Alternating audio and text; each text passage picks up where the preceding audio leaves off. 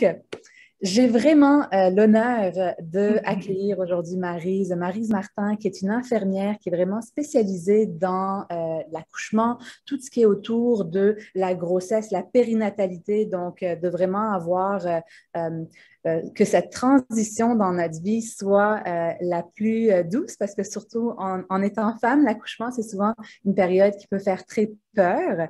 Donc, Maryse a non seulement une vision de faciliter, de rendre cette transition la plus harmonieuse, mais aussi elle l'a pas mal extrapolé dans sa vie aussi entière. Hein. Des fois, les outils qu'on apprend dans cette période de notre vie nous aident à plusieurs autres périodes. Donc, j'avais très hâte dans cette série, justement, qui est à propos de est-ce qu'on peut renverser les maladies chroniques en une seule génération, donc en faisant des bons choix à travers notre grossesse, notre accouchement, à travers ces chapitres-là, est-ce que justement on peut amener plus de santé à la prochaine génération automatiquement. Donc, je suis très excitée de t'accueillir, Maryse. On a toujours eu une belle connexion du moment qu'on s'est rencontrés. Moi, je t'ai toujours beaucoup apprécié. Donc, j'avais très hâte. Du temps qu'on voulait se rencontrer, je suis très excitée de t'avoir aujourd'hui. Puis justement, je ne sais pas si tu peux nous parler justement des premiers, des plus gros mythes qu'on entend souvent autour de l'accouchement. Ben, je vais juste commencer avec la grossesse. Oui. C'est le premier mythe. Toutes les femmes sont heureuses et rayonnantes durant une grossesse. Mhm. C'est pas toujours vrai. Dans le Ah, sens que la majorité, oui, mais juste pour dire à des femmes que, à cause des changements hormonaux, ça arrive parfois que des femmes me disent: Oh, moi, la grossesse, ça n'a pas été le plus beau moment de ma vie. J'ai trouvé ça, j'avais hâte d'accoucher, j'avais hâte de l'avoir dans les bras. Et mhm. juste de le savoir, ça l'enlève la culpabilité, parce qu'on sait que la culpabilité dans l'échelle d'Artufine, c'est l'énergie la plus basse. C'est-à-dire qu'il faut s'enlever toute culpabilité. C'est-à-dire que je pense que c'est le premier mythe, que c'est toujours une grossesse dès le départ, dès que le test de grossesse est positif, c'est wow! On peut avoir les changements hormonaux, des symptômes, des nausées, la peau qui change, tout ça, voir son corps changer. Il y a des filles que, quand ils s'entraînent beaucoup, qui font beaucoup d'exercices, parfois, ils trouvent ça difficile de voir le corps changer. Oui. Ils sont habitués d'avoir une cote dans leurs muscles. Ça, ils disent: Oh, OK, ça change. Donc, ça, c'est Oui. le premier mythe, qu'on est toujours rayonnante durant la grossesse, là. J'adore ce que tu viens de dire parce que c'est vrai que on a tellement dans les films, on en parle, oh, you're glowing, tu es rayonnante, est-ce que tu es enceinte? On associe ça à juste du positif. Et on en parlait justement avec la dernière experte, avec Jennifer, au niveau de la c'est une période où on attire tellement les gens. Hein, les gens, dès qu'on est enceinte, les gens sont attirés. Ils ont des commentaires qui disent aussi, là-dedans, il y a tout un marasme un peu de comment on peut se sentir aussi très isolé dans ce genre de passage. Et donc, c'est vrai que quand on vit les choses différemment ou que les gens nous disent des commentaires différents aussi, on peut beaucoup se mêler dans cette période-là et se sentir différent. Mais c'est vrai, hein, et on parle jamais de la rétention d'eau qu'on peut ressentir, les difficultés à avoir nos pieds, les mal de dos, tout ça, on n'en parle jamais. C'est Euh, vrai. On en parle très peu.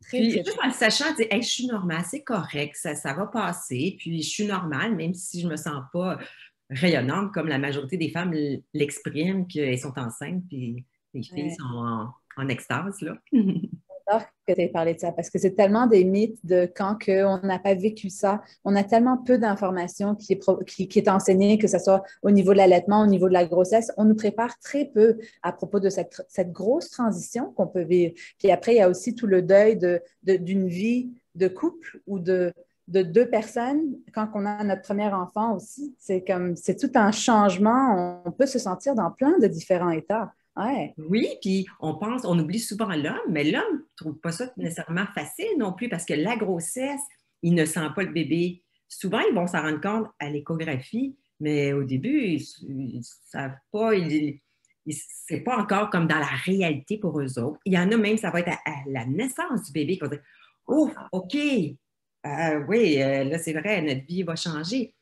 Puis des fois, il y en a qui, autant que ça peut être planifié, c'est comme moi, mes grossesses ont été planifiées. Ma première, mon mari, je pensais qu'il sauterait de joie quand j'ai dit que le test était positif. Ça, il a dit, oh, responsabilité.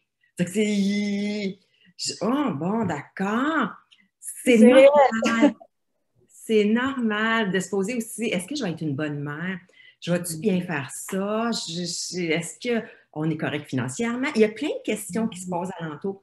Puis, dans le fond, j'ouvre dans ce côté-là.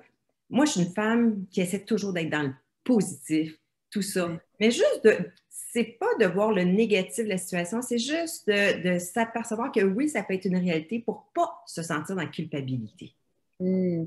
Puis en termes de support, toi, en tant que dans ton expérience d'infirmière en périnatalité, il n'y a pas beaucoup de support hein, pendant la grossesse. Il y a quelques rendez-vous de quand on fait l'échographie, mais sinon, c'est vrai que des fois, si jamais on n'a pas un bon support de communauté, on peut se sentir très isolé sans nécessairement avoir des bons outils. Toi, est-ce que c'était quelque chose que tu ressentais beaucoup en tant qu'infirmière, que tu voyais qu'il y avait des manques à ce niveau-là Bien, en c'est termes. sûr que la communauté, c'est aidant. C'est comme l'infirmière que tu as rencontrée. Je n'ai pas eu la chance encore de l'écouter, mais comme en allaitement, c'est tellement important de se rendre compte, oh, peut-elle vivre la même chose que moi? Oh, wow, OK, c'est correct. C'est ça de voir mon bébé dans une période qui demande plus à voir. C'est-à-dire que ça l'aide beaucoup.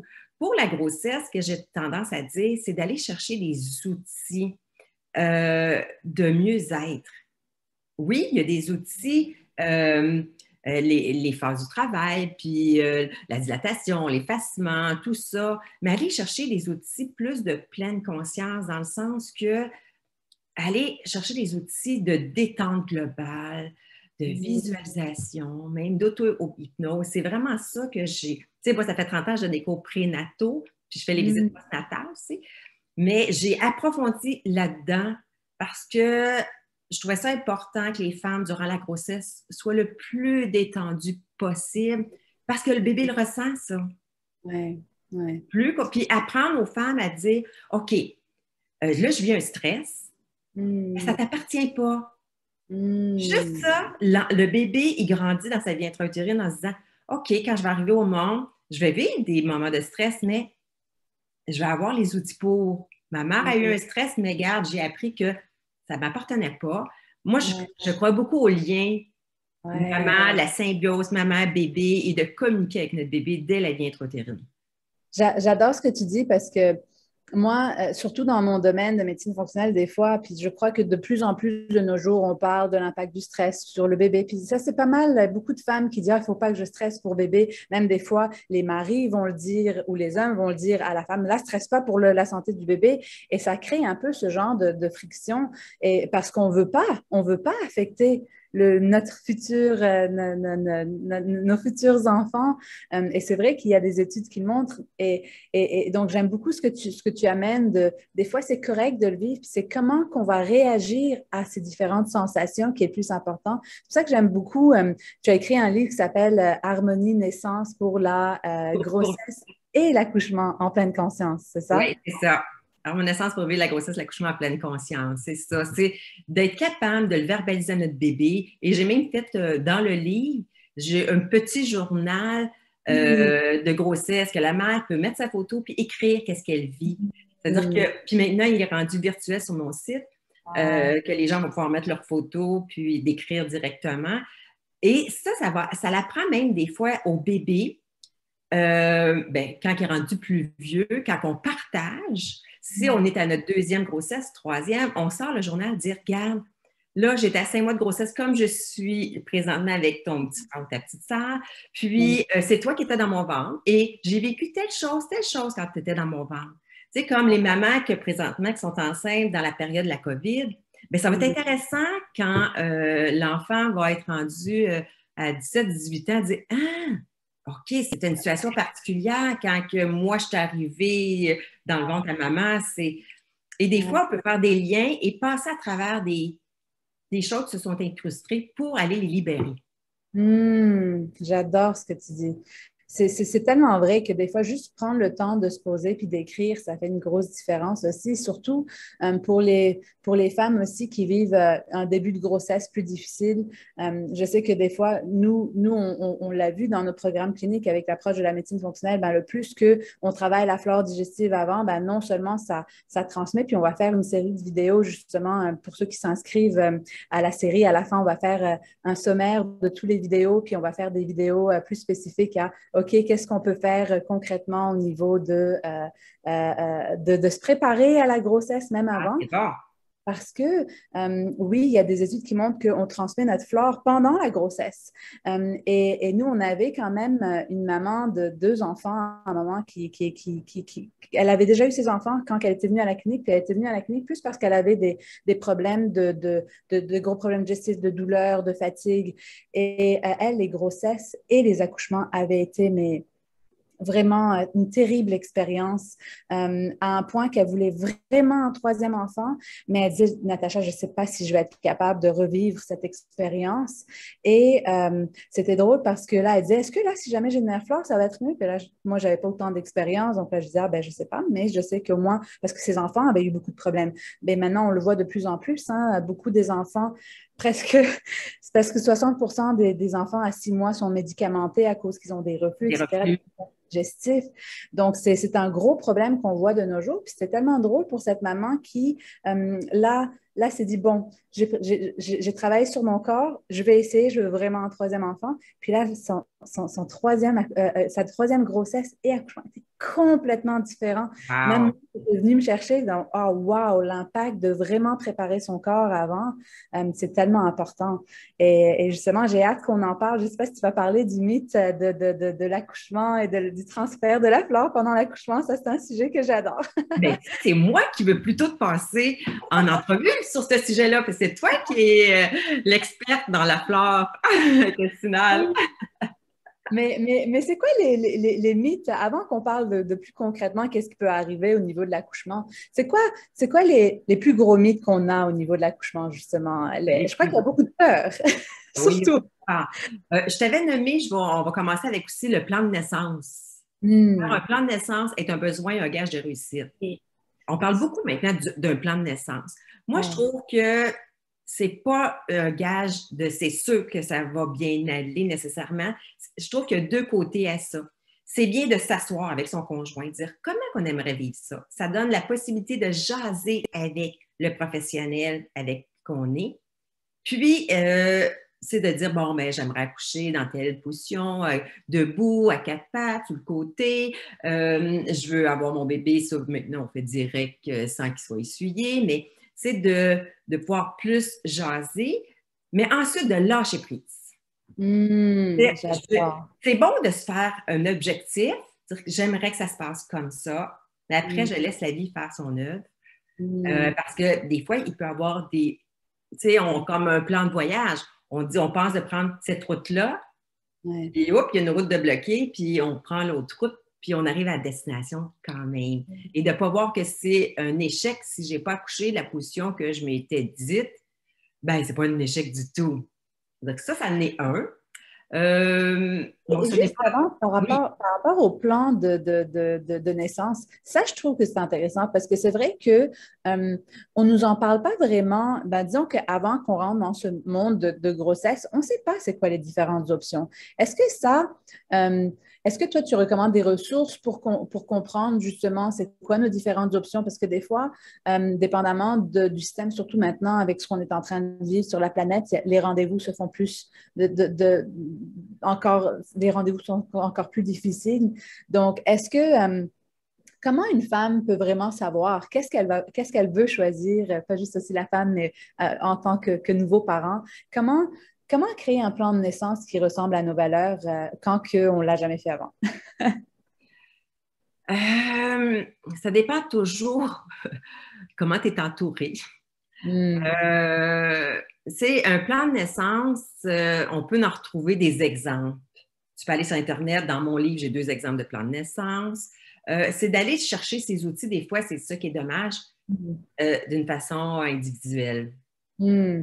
Et c'est vrai que toi, tu as un programme en ligne qui vraiment donne des informations. Donc, tu as ton livre qui donne des informations pour amener cette conscience de, OK, comment vivre la grossesse aussi en pleine conscience, mais aussi parler de choix. Est-ce que tu en parles un peu dans ton livre, ces différentes options?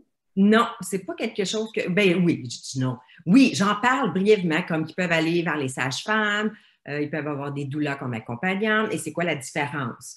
Ouais. C'est simple, mais j'en parle un peu. Il faut y Ouais. aller avec. C'est ça, faire ses recherches, Hmm. puis après y aller avec notre feeling, puis faire les démarches vers les professionnels qu'on désire, puis de voir quelle option est-ce que je veux accoucher avec une sage-femme à la maison, est-ce que je veux accoucher avec une sage-femme à l'hôpital, est-ce que je veux que ce soit avec un médecin, un gynécologue, c'est tellement personnel.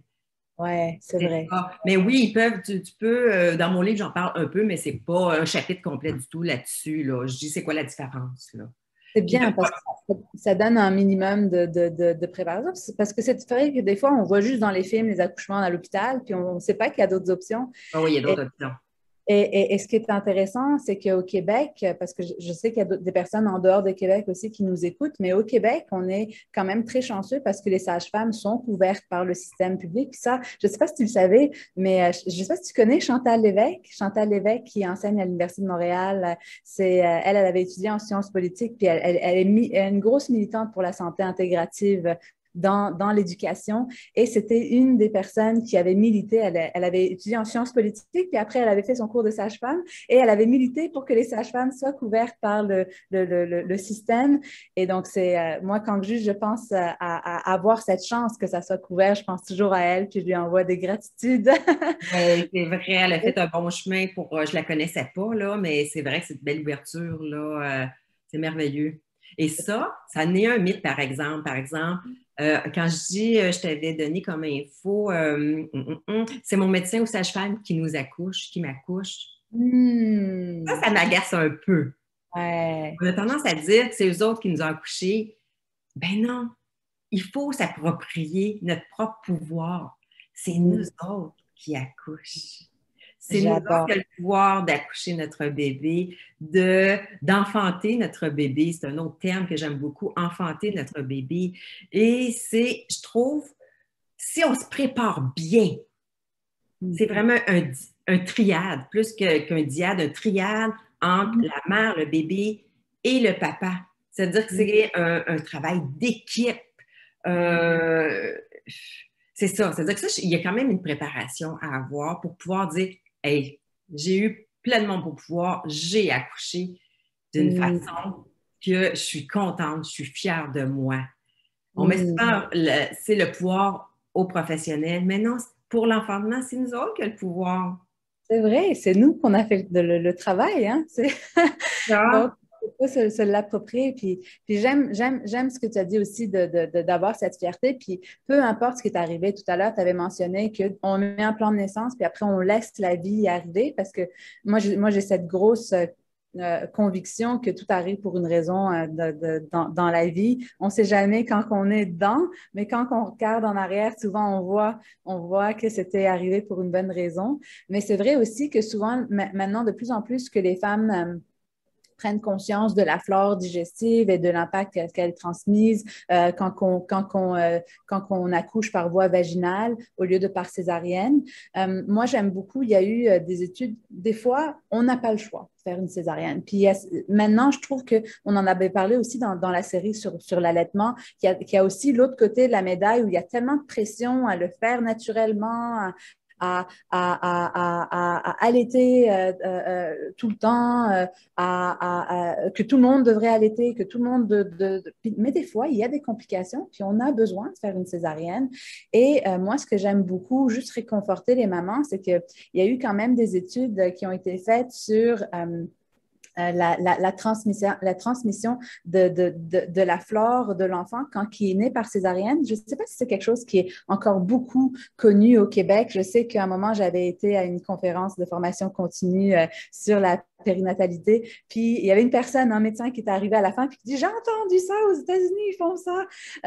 Et ce qu'il disait, c'est que pour les mères qui devaient faire une césarienne, à ce moment-là, ils mettaient une éponge exactement dans l'ouverture vaginale. Puis après ça, il épongeait le petit bébé quand il naissait. Puis après, il donnait le bébé à la maman pour essayer d'avoir ce collé, cet effet collé pour développer l'oxytocine puis pouvoir avoir la lactation qui sort. Et ça, c'est un bon exemple à écrire, exemple, dans un plan de naissance. J'adore que tu viens de dire ça. Si la maman, elle le sait pour une raison quelconque qu'elle va avoir une césarienne, mais c'est quelque chose qu'elle peut demander. Et ce qui est magnifique, c'est qu'avec cette technique, les études avaient montré qu'on était capable de rattraper toute la flore juste le fait d'avoir épongé. Donc ça enlève aussi un genre de culpabilité, de quoi que ce soit. Mais j'adore que tu dises de le mettre dans le plan de naissance parce que ça montre justement l'importance de propager cette information, c'est des petites choses qu'on peut faire qui automatiquement fait que le bébé arrive avec une meilleure flore parce que sinon, il arrive en contact avec les bactéries un peu de l'hôpital, mais on veut vraiment qu'il rentre en contact avec les flores, les bactéries de maman. Et donc, j'adore. C'est vrai que... Et ça ne prend pas 30 ans de temps à faire. Et c'est vrai. Plus de femmes vont le demander, plus que ça va être une routine qui va s'emmener. Aussi. Ouais, j'adore que tu dises ça. Oui, parce que des fois, il y a des choses qu'on ne peut pas contrôler. Mais tant qu'on sait comment se préparer, j'y avais pas pensé de le mettre dans le plan de naissance. Moi, on dirait que j'imaginais, ben là, si jamais ça arrive, il faut le dire. Mais c'est vrai que ça devient hyper compliqué à ce moment-là. Puis il faut y aller vite des fois. Puis on n'est pas présent. Donc, de l'écrire, que tout le monde ait cette conscience que si jamais ça arrive et que ce n'était pas dans les plans, et même si c'était dans les plans de le faire, ça fait une grosse différence au niveau de la flore du bébé, surtout qu'on voit de nos jours que la flore digestive, c'est notre plus gros organe de nos jours, c'est quasiment 90% de nos cellules, puis ça a un gros impact sur notre santé présente et long terme. Donc, c'est intéressant. C'est vrai qu'il faut se préparer et puis être conscient qu'il y a d'autres options si jamais il y a des problèmes qui arrivent. J'ai le goût de te parler, le fait qu'on a ouvert sur la césarienne, c'est important de ne pas écouter quand on est enceinte toutes les femmes alentour de nous. Et parce que qu'est-ce qui est dommage, c'est souvent les gens qui me disent « Hey, je suis quasiment gênée, ça a tellement bien été mon accouchement. » Non! Parle-en! Il y en a plein de bels accouchements, les gens ont tellement peur. Puis parle-en, c'est toi qu'il faut qu'ils annoncent la bonne nouvelle. Parce qu'on a tendance, c'est plat. Des fois, on dit « Oh, je suis enceinte », puis la personne va parler de ses détails, puis elle va parler de ses contractions. Puis on va chercher les choses, des fois, négatives des gens, puis au lieu de prendre juste le positif. Moi, j'ai 2 sœurs qui ont eu les 2 des césariennes. Il n'y a pas une fois que je me suis dit « Ben là, c'est sûr, je vais avoir une césarienne. » Pas une fois. C'est de ne pas s'approprier. S'il faut, on se trouve des gens dire « Je vais faire mon expérience, puis je t'en reparle après. » Si tu vois que la personne, c'est positif, « Hey, raconte-moi, c'est quoi que tu as fait, toi? Qu'est-ce qui t'a aidé dans ton accouchement, dans l'enfantement? » Et là, tu captes l'information. Mais tout autre, ça, c'est comme les nouvelles, c'est juste des mauvaises nouvelles. Essayons d'être moins branchés aux nouvelles. C'est ça, durant la grossesse, là, c'est de s'envelopper d'une bulle d'amour, de positivisme le plus possible, puis de dire, OK, regarde, on va s'en reparler plus tard. Je vais vivre mon expérience, là. Parce que même au niveau de notre cerveau va capter les informations qui sont élevées en émotion. Donc, si jamais c'est une émotion négative, il y a ça qui est arrivé, le drame, tout de suite, notre cerveau va le capter. Donc, c'est pour ça qu'il faut vraiment parler des émotions positives aussi, puis avec de la fierté, hein, dans notre façon de faire de nos jours, on est très modeste, on n'aime pas, puis ça a été comme une éducation, c'est culturel. On parle pas. C'est positif, mais c'est vrai que ça fait que notre norme, notre moyenne de ce qu'on entend est beaucoup plus négative. Ben oui, puis on a tellement de belles expériences. C'est comme moi, j'ai pu vivre mes 3 accouchements, même pas d'épidurale, totalement naturel. Mais il ne faut pas non plus mettre une pression. Mais c'est ça, juste de dire, écoutons pas, puis rentrons pas dans dire, moi, mon accouchement, ma naissance a été de telle façon, je vais sûrement vivre ça comme ça. Ça a bien été, oui, rentre dedans.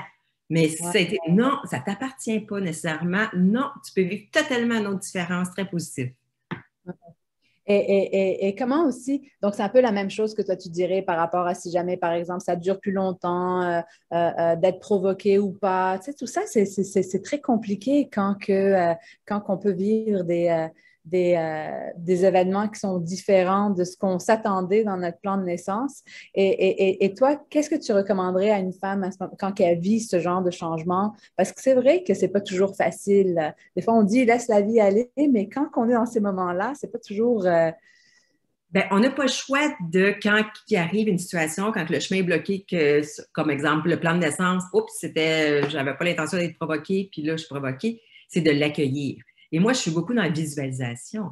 On peut visualiser que le pitocin, le cytocin, c'est vraiment, ça m'amène de l'harmonie, ça loge, je vais visualiser l'ouverture de mon col, ça m'aide à aller ouvrir mon col, ça veut dire que c'est de rajouter, de dire, OK, oh, là, c'était pas dans mon plan, mais non, je vais accueillir, c'est comme ça, mais je vais aller me chercher les outils pour plutôt aller chercher le bon côté de la situation.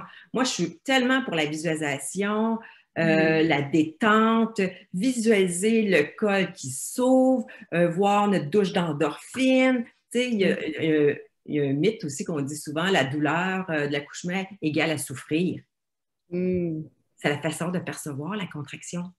Tu sais, quand on accouche, la contraction, c'est pas une douleur qui est comme j'ai un mal de tête, puis je sais pas qu'est-ce qui se passe, ça dure, j'ai une douleur au bras, qu'est-ce qui se passe?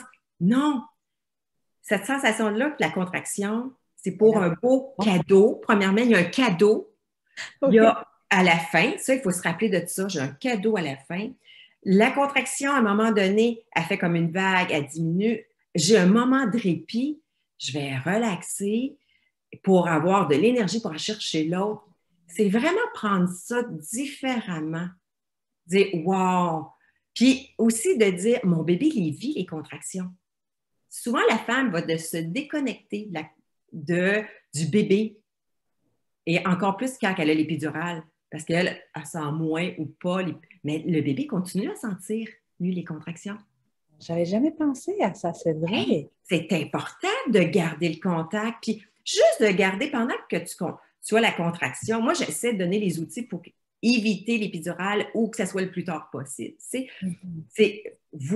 Vois-toi à l'intérieur, c'est fou de ton bébé, puis tu vis les contractions avec, puis tu t'accueilles ton petit bébé, tu vois ton col s'ouvrir, tu vois ta bouche détendue, ta mâchoire, tes épaules, tes mains détendues. Tu peux te visualiser que tu es tu accouches dans un endroit, dans un ordre de paix, un endroit, tu peux mixer plein de choses que tu as aimées dans ta vie. Puis, c'est bien. Là, je suis partie. Là, on n'est pas dans les mythes nécessairement, mais j'aurais tendance à dire beaucoup aux femmes enceintes, va te chercher des ancrages. Je te donne l'information qui est beaucoup dans ma méthode, là, dans mon programme En Naissance Plus. C'est va chercher des ancrages durant ta grossesse qui va te ramener dans la détente au moment de l'accouchement. C'est-à-dire que tu vas t'ancrer, aussitôt que tu sais que tu es enceinte, là, viens faire la détente. Tu lèves l'index, t'inspires, t'expires. C'est-à-dire que l'ancrage, c'est ton index. Et là, tu t'en viens te détendre. Et là, tu vas t'ancrer des choses. Tu peux t'ancrer une odeur qui t'amène vraiment, une odeur que tu aimes. Qui va t'amener la détente. Ça va avec les 5 sens. Exactement. Aller chercher le toucher. Si le conjoint il voit que je suis en train de me détendre, qu'il vient de mettre, il faut toujours qu'il fasse l'ancrage au même endroit. Si c'est un bras, parce que s'il change, le cerveau ne fait pas le lien. Que ça peut être sur l'épaule, ça peut être sur le front.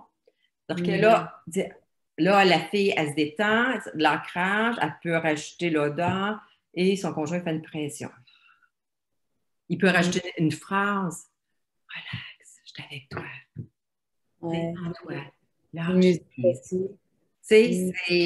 Mais les ancrages, je ris beaucoup parce que souvent, je dis au papa puis aux mamans, c'est relax, relax. Mais des fois, il y a des ancrages négatifs qui ont été faits. La maman est en colère, puis le conjoint dit, ben là, relax. Là, l'ancrage est fait négatif. C'est-à-dire que là, il ne peut pas prendre cette phrase-là. C'est tellement vrai. Ouais, moi, je pense que ça serait plus négatif pour moi. Ouais, c'est ça. Puis il y a des conjoints qui Hey, ça, c'est pas mon style de dire quelque chose. Ben, vas-y pas avec ce sens-là. Vas-y avec le toucher, avec l'odeur que tu lui mets, avec les effleurages ou des choses comme ça, là. Donc, ça, c'est qu'est-ce que je suggère beaucoup, de s'ancrer des choses positives, de détente et de rajouter des visualisations aussi d'aller chercher ton plus beau moment de ta vie, l'émotion que tu as eue. Et là, tu vois que le bébé, tu n'es pas obligé de voir tout nécessairement le processus, mais tu vois que le bébé est déjà arrivé sur toi. Puis tu vois ton chum ému, que toi, j'en parle, j'ai frisson. C'est d'aller chez ça, d'aller, supposons, je ne sais pas, quand tu as connu la première fois ton chum, quand tu as eu un diplôme, ou un client te dit « Hey, Natacha, hey, c'est fou tout ce que tu m'as apporté dans ma vie. » Là, c'est de la joie que tu as. C'est-à-dire que tu vas chercher cette pensée-là, cette émotion-là. Mais là, c'est « Bébé, tu es sur toi. » C'est la même émotion que tu as, mais bébé est sur toi. Tu dis, wow, ça a tellement bien été la naissance de notre bébé. Mais j'adore ce que tu dis parce que on connaît la science de la visualisation de nos jours. Les plus grands athlètes font ça pour réussir. Donc, pourquoi pas nous aussi le faire sur nous?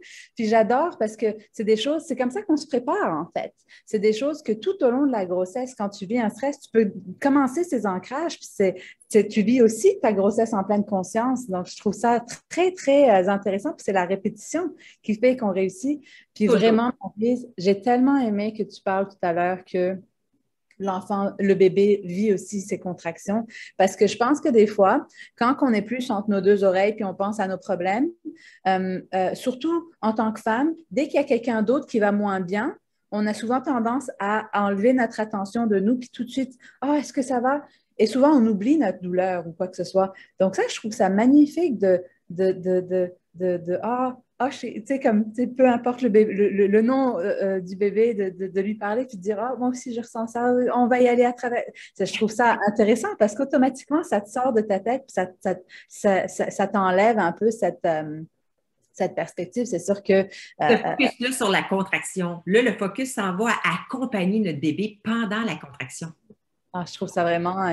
Je ne sais pas si c'est souvent dit ou enseigné dans les cours prénataux, mais sérieusement, je trouve que ça, c'est un point pour moi que je trouve très, très intéressant. Surtout en tant que femme, qu'on a souvent tendance à vouloir aider l'autre. Je trouve que c'est un super bon truc. Et de s'arranger aussi d'avoir des affirmations positives. C'est pas trop, mais d'avoir au moins une affirmation qu'on va vraiment intégrer. Je suis calme, j'ai tendu, je lâche prise. Ça peut être bon pour toute notre vie. Mais pendant la contraction, j'accueille, ou bien ça peut être j'accueille et je lâche prise. Si tu as ancré ça, là, la contraction, elle arrive, OK, j'accueille ma contraction. Puis, ça peut être j'accueille, je m'ouvre à la vie. Il faut que l'affirmation te colle à la peau. Il faut que tu le sais très bien, il faut que ça soit positif au moment présent. Puis, qu'est-ce qui est pris ici avec directement par rapport à la dilatation, l'effacement du col? Mais là, je suggère de le commencer à partir de 37 semaines. Là. Mon col se dilate rapidement, facilement. Bien, ça, peut-être à partir de 37 semaines. Je comprends bien, c'est vrai. On n'y pense pas des fois, mais c'est vrai. Et je suis curieuse parce qu'à un moment, j'ai vu un documentaire sur la naissance. C'était un documentaire qui avait été fait aux États-Unis. Puis je crois qu'aux États-Unis, c'est très, très différent qu'au Canada et probablement qu'en Europe aussi. Mais je sais qu'aux États-Unis, ils ont vraiment comme des heures spécifiques à quand que la mère arrive. Avec ses premières contractions, etc. Ils ont un certain temps d'heures avant qu'il faut que le bébé soit accouché ou des choses comme ça, et qui font que des fois, la situation est brusquée. Je ne pense pas que c'est comme ça au Canada. Hein. Au Canada... Ben, quand les membranes sont rupturées, il y a un certain temps, là, si la maman là, est vraiment à date, est à sa date probable d'accouchement, puis c'est sûr qu'ils vont laisser le travail agir, mais à un moment donné, si ça prend trop de temps, ils vont avoir des petits moyens pour aider aux contractions de commencer. Là. Ils vont plus induire dans ce temps-là par rapport quand les membranes sont rupturées. OK, donc c'est plus par rapport à ça, parce qu'aux États-Unis, c'est dès que la mère est rentrée dans sa chambre, etc. C'était quand même assez fou ce que j'entendais. Puis c'est pour ça que moi, je suis sûre que c'est pas comme ça au Canada. Non, c'est pas si... Donc, on attend vraiment le processus naturel, puis après, à un certain moment, il y a des risques qui arrivent, mais ce n'est pas vraiment en fonction de quand est-ce qu'on arrive à l'hôpital ou dans la chambre qu'on a décidé ou quoi que ce soit. Non, parce que le petit bébé va être évalué aussi avec du monitorage, un monitoring. Une fois de temps en temps, il va être évalué comme ça aussi. C'est pour si le bébé va bien. Est-ce que tu as l'impression des fois aussi que la communication est difficile dans ces moments-là, comme avec le professionnel? Est-ce que justement, des fois, quand on n'est pas dans ce domaine de la science, il y a beaucoup de choses, des fois des mots qu'on ne connaît pas. C'est pour ça que c'est bien de se préparer. C'est bien d'aller chercher les connaissances pour se sentir plus en maîtrise de l'information et en maîtrise de son corps aussi. Ouais. Et je pense que dans ton livre, tu parles beaucoup justement de qu'est-ce qui arrive, de vraiment le visualiser pour le visualiser quand on le voit. C'est ça, beaucoup la visualisation, de ramener dans la détente. C'est vraiment ça. Là, mon livre est vraiment conçu, la méthode est conçue pour des audios. La maman écoute des audios durant la grossesse pour se permettre de détendre. Tu sais, c'est exemple, quand on fait les points de pression, que c'est connu, points de pression, la bain, le piriforme, le sacrum, pourquoi pas rajouter la visualisation que tu vois, que ta douche d'endorphine, ça va se propager partout et en plus, tu le sais, ça s'en va à ton bébé aussi. Tu dis, hey, plus que je vais manger d'avoir plus de cette morphine endogène-là pour que mon bébé en ait lui aussi. Oui. Pendant les contractions, c'est-à-dire qu'on rajoute la visualisation même avec les points de pression. Wow. C'est ça, voir son col ouvrir. Je trouve qu'on... C'est ça. C'est mon dada, ça. C'est des choses qu'on ne pense pas parce que c'est vrai que la vie de nos jours est tellement occupée et c'est comme surtout quand une femme tombe enceinte, ben là, c'est beaucoup de changements qui arrivent dans sa vie. Là, au niveau du travail, comment se préparer, au niveau de la maison, la chambre, le ci, donc c'est vrai que des fois c'est difficile, mais des fois de se préparer, ça aide justement à vivre le tout dans une meilleure, en harmonie, en pleine conscience. Puis, aussi, c'est que tu dis, ah là, la vie va vite, ah moi, la grossesse avance. Mais si tu te mets une routine, regarde, je vais faire ça, mon objectif, c'est mon petit bébé. C'est pas mon petit bébé, c'est mon calme, mon petit bébé. Ça donne plus une motivation encore plus grande de dire, OK, à chaque jour, je vais faire mes ancrages de détente, je vais faire la visualisation, mon auto-hypnose. Puis ça va m'aider. L'affaire, c'est que ça m'aide dans ma journée de travail. Oui, c'est vrai.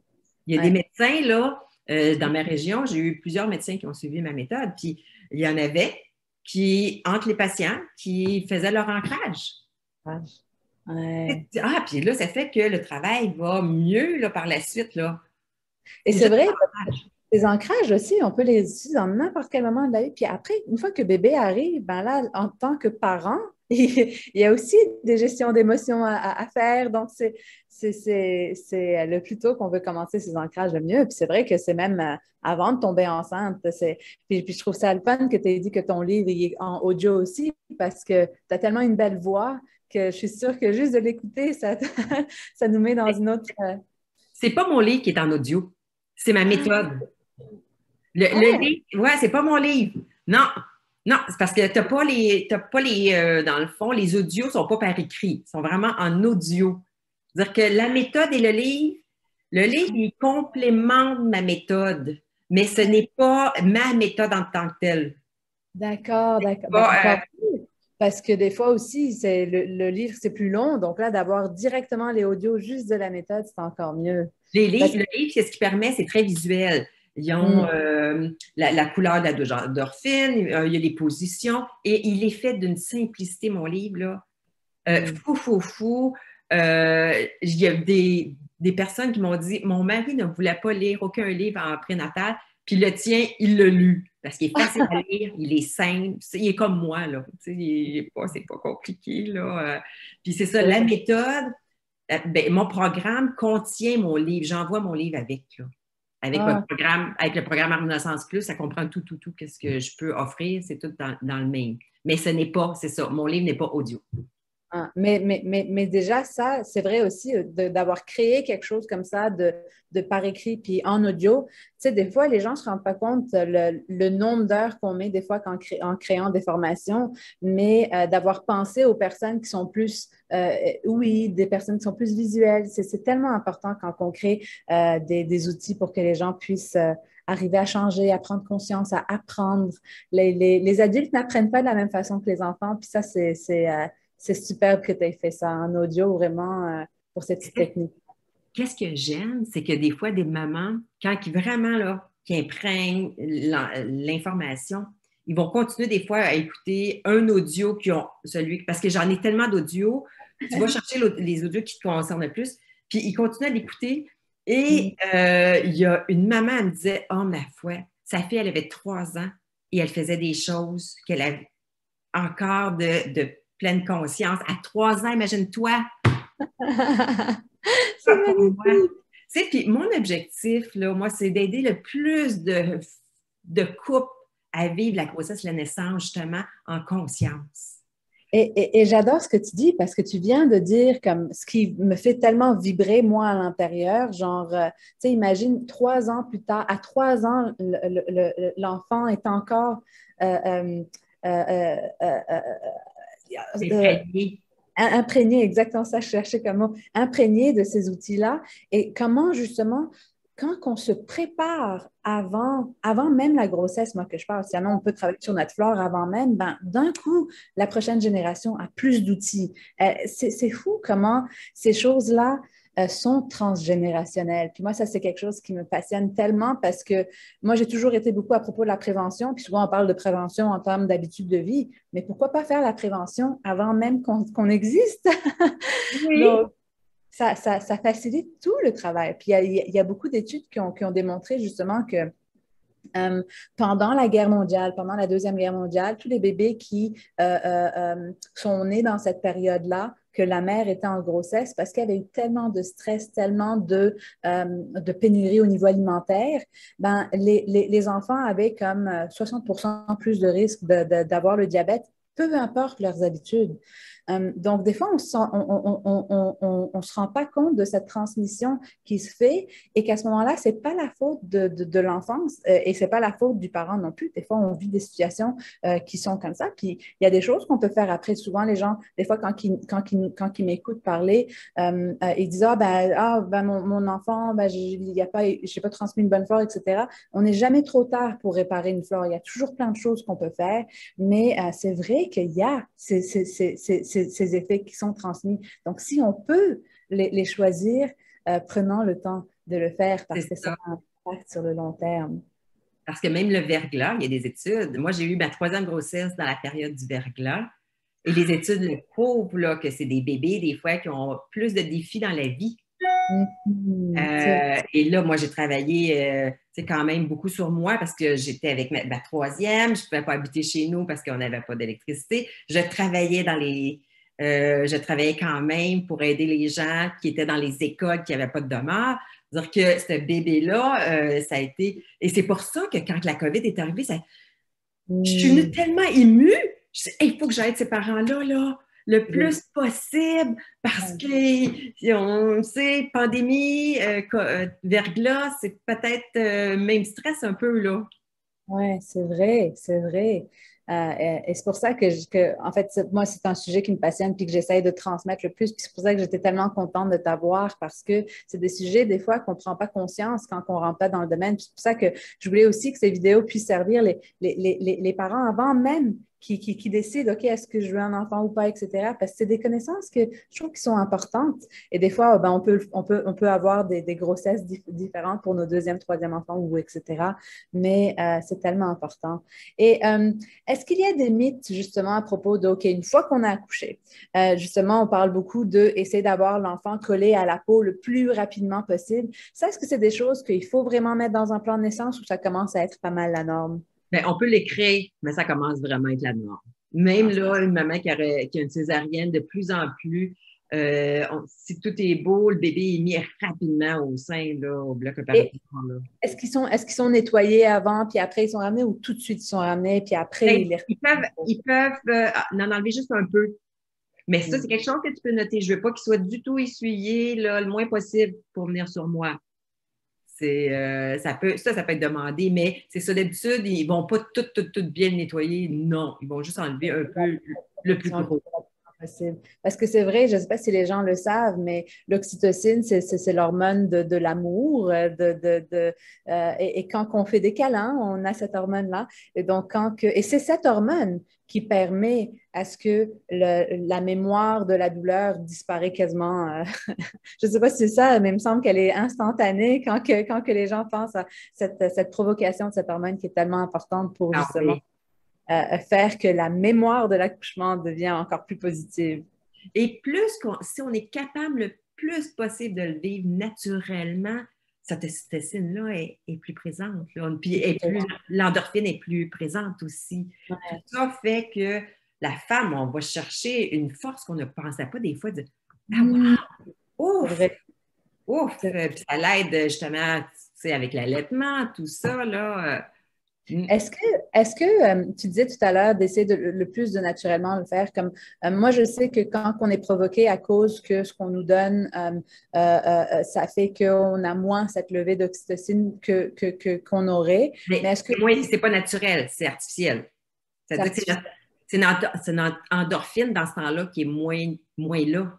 Notre morphine endogène naturelle est moins là quand on est provoqué artificiellement. Et parce que le corps en voit déjà, il en produit moins. C'est comme un peu que quand notre cerveau le voit qu'il y en a dans le sang, il va moins le produire naturellement. Donc, on va moins avoir cette croissance qui continue. Mais est-ce qu'avec l'épidurale aussi, c'est la même chose? Qu'on est moins en conscience? Ou peut-être qu'il n'y en a pas je ne sais pas. Moins en conscience. C'est sûr que là, ce bébé-là n'a pas cette morphine endogène-là. C'est je comprends. que côté naturel, on l'a pas. Donc, si je comprends bien, en fait, c'est comme toutes les respirations qu'on va faire pour calmer notre propre douleur. Si jamais on ne ressent pas la douleur, on va moins le faire. Et donc, c'est à ce moment-là qu'on n'a pas cette endorphine naturelle pour vraiment stimuler ces vagues, en fait. Je comprends. Donc, d'essayer de le faire pour avoir d'essayer de le faire le plus naturellement possible pour avoir ces vagues naturelles qui ont été... Mais ne pas se sentir coupable. C'est ça, moi, je suis vraiment là-dedans, là aussi. Ne pas... Essaie le plus... Tu vas peut-être... moi, je suis tout le temps aux femmes, regarde, fais tout ce que tu es capable naturellement. Essaie de ne pas prendre le chemin, si possible, de tout de suite dire hey, moi, c'est sûr que je vais accoucher sous épidural. Parce que peut-être tu accoucherais très bien naturellement. Il y a des femmes, je pense, qui accouchent comme en même pas 5 minutes. Tout est terminé. Apparemment, même des femmes qui avaient décidé de jouer de l'épidurale, puis là, c'est arrivé tellement rapidement que j'ai rien eu besoin finalement. Et même rapidement, parfois, tu dis hey, c'est le fun, ça, que ça a été rapide. Mais c'est pas toujours évident pour la femme parce que son corps s'est pas adapté au changement. C'est mon Dieu, ça s'est fait. C'est plus intense quand c'est très rapide, des fois plus intense. Et psychologiquement, tu ne te fais pas l'idée que quand c'est quelques heures, ton corps s'habitue avec tes hormones graduellement. C'est pas ça, c'est à faire attention avec le temps. Souvent, même moi, des fois, j'ai tendance à dire ah, wow, ça a été rapide, wow. Mais ça a été des fois plus intense. Psychologiquement, la fille a trouvé ça intense. Je comprends parce que c'est vrai aussi qu'il y a une raison à ce que ça va en vague et préparation du corps, etc. C'est ça, tu t'habitues de dire, OK, ma vie va avoir un petit changement, ma vie va changer, il y a un petit aide qui s'en vient avec nous autres. Il se passe quelque chose dans les énergies aussi, là. Et par rapport à des fois, ce qui peut arriver comme quand on pousse trop ou ça déchire ou des choses comme ça aussi, c'est toutes des mythes qu'on discute très, très peu. Et même de parler que justement, après l'accouchement, ben, il faut porter une couche, des choses comme ça. Il y a plein de choses comme ça qu'on n'en parle jamais. Puis c'est comme pas normalisé. On voit juste, le bébé, mais on ne parle pas du 4e trimestre. Le 4e trimestre qui est hyper important, qui est justement... on ne dort pas, mais aussi il y a la beauté là-dedans, c'est pas juste du négatif, mais on n'en parle pas assez, je trouve.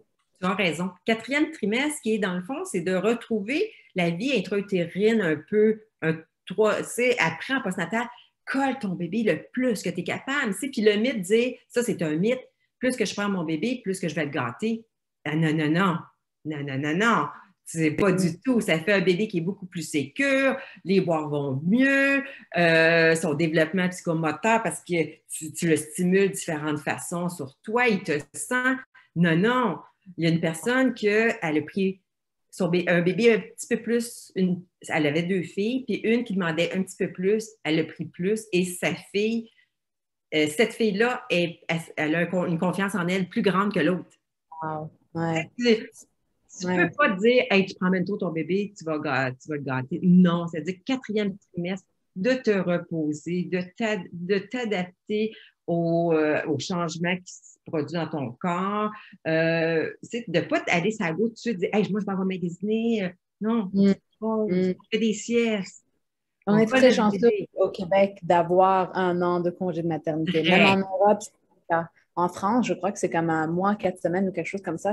Ça m'avait surpris. Moi, je pensais qu'en France, ils ont tellement de semaines de vacances. Ils ont déjà en partant 4 ou 6 semaines de vacances automatiquement quand ils commencent en bas. Mais le congé de maternité, je ne sais plus c'était combien de semaines exactement, mais ça m'avait surpris. Alors, ça, vraiment d'en profiter, mais aussi, je pense, de pouvoir aussi avoir des moments pour soi, des moments de plaisir aussi, parce que des fois, si jamais on est juste en train de...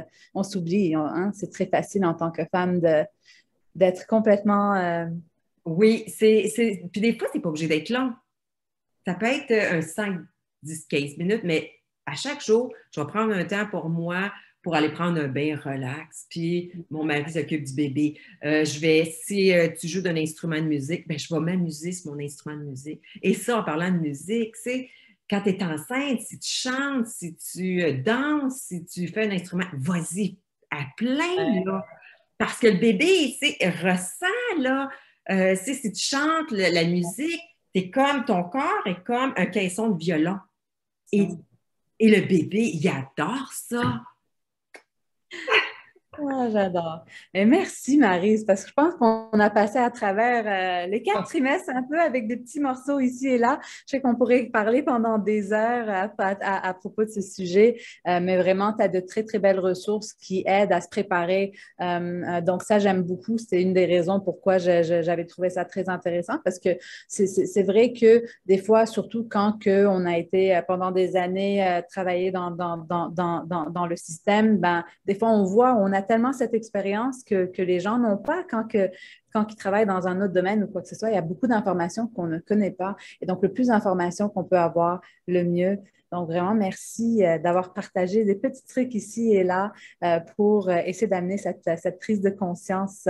J'ai très hâte à la suite de la série qui va amener un peu encore plus de complétude, mais vraiment, tu as amené un bon début de qu'est-ce qu'on peut faire aussi avant. Hein? Ça commence du moment que j'ai adoré quand tu as dit, genre, c'était planifié, puis là, tu regardes, tu vois le positif, puis là, tu fais, oh, c'est des responsabilités.